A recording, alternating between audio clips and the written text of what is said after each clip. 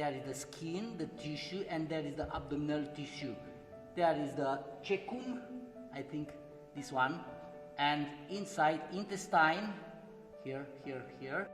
Acum 7 zile, la clinica de obstetrică a Facultății de Medicină Veterinară, s-a prezentat acest caz.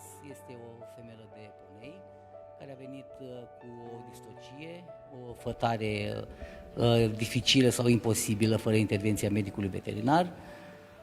Femeia se afla într-o stare de șoc, era foarte deshidratată, avea o temperatură sub limita normală, era undeva o probabilitate cam 30% să mai supraviețuiască.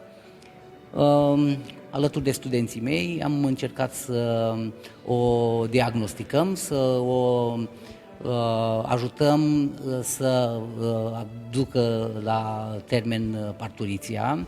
Parturiția înseamnă gestație, dar din păcate fetusul fiind decedat și cu modificări în urma decesului, placenta s-a necrozat și a început să producă niște toxine care s-au absorbit în organismul femelei și femeia a intrat într-o stare de șoc toxic.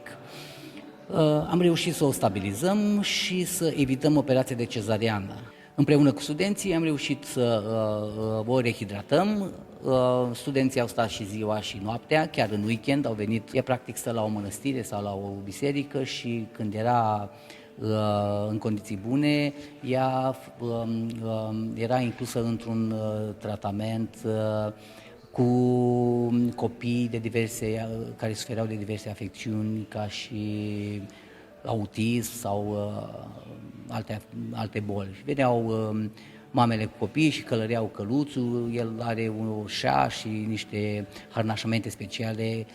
Acum, trecând prin boală și a fost ținut în condiții nu tocmai optime, și-a mai schimbat puțin din luciul părului, dar cu siguranță că îl vom reda.